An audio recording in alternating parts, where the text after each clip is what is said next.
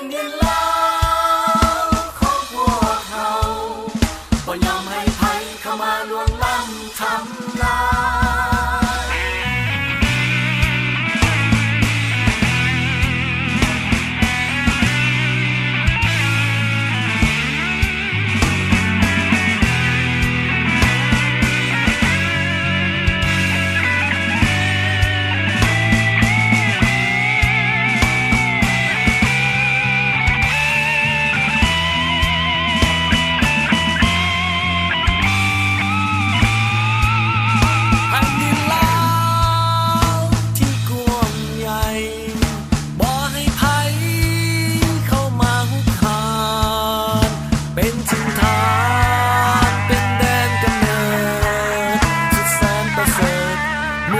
เกิดเป็นคนลา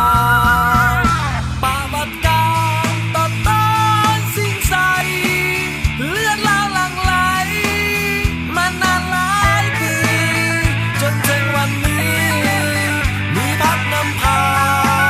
เขาจึงได้มาเป็นแผ่นดินของเราประชาชนปฏิวัติลาวคือเรื่องราวเดินทางสว่างสวาย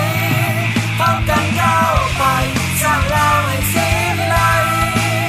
ก้าวไปก้าวไปสู่วัฒนธรรม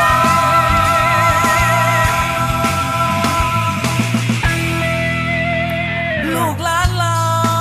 วคนรุ่นใหม่จงรักษาไว้น้ำใจรักษาหักเอกราชหักประชาธิปไตยบ่ยอมให้ใครเข้ามาล่วงล้ำทำลาย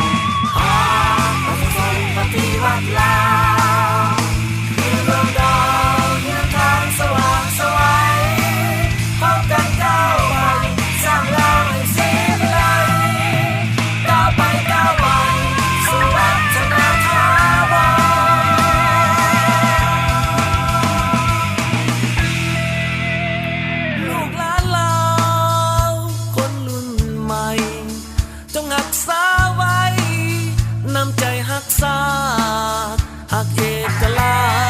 ชหักประชาธิปไตยบ่ยอมให้ใครเข้ามาล่วงล้ำทำลายลูกหลานลา